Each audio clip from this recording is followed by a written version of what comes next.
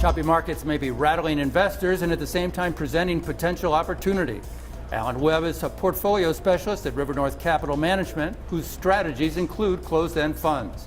What's your perspective on current conditions, and where do you see opportunity? Well, current conditions are certainly challenging. If you go back to 2015, closed-end fund discounts entered the year at about 8%. They ended the year at 8%, so it looked pretty quiet. But under the surface, we spent most of the year wider than 8%. In addition, when you look at the return side of the equation, closed-end fund returns were mostly negative from a price standpoint. So we would certainly consider the current environment challenging. That being said, it creates opportunities, and we see them as twofold. First and foremost, access to asset classes at a discount. If you think about investors and advisors who own portfolios of ETFs and open-end mutual funds, they're exposed to asset classes. So why not take that same exposure in a discounted closed-end fund, which may cost you 85 or 90 cents on the dollar? So we think that's an interesting opportunity. And secondly, are discounts themselves. If you take all the trading days going back 20 years, discounts have only been wider about 10% of the time. So at River North, we like that asymmetry. We think the probability of a meaningful discount move is narrower going forward than it is wider going forward based on where discounts are.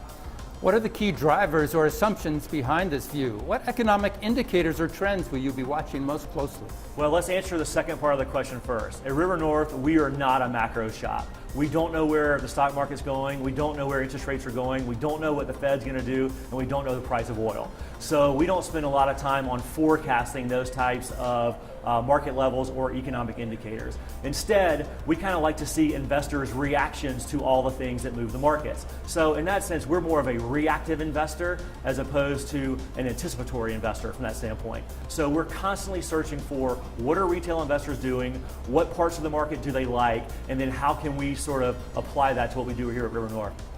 River North is an institutional investor. How does your perspective differ from that of a typical retail investor? In our estimation, only 10% of the closed-end fund market is owned by institutional investors. The other 90% is owned by retail investors. So we have an interesting dynamic from that respect. So it benefits us greatly to think about how retail investors think about the market because they are the dominant owner of the closed-end fund market.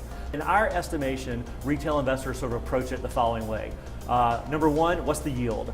Number two, who's the manager? And number three, what's the strategy? And as long as retail investors are sort of comfortable with all of that, we think they will own a closed-end fund. On the other side of the equation are institutional investors like River North. And speaking for ourselves, our interests are in where is the valuation, that being where's the discount, how does that look from a historical perspective, and most importantly, what are the catalysts for that discount to change?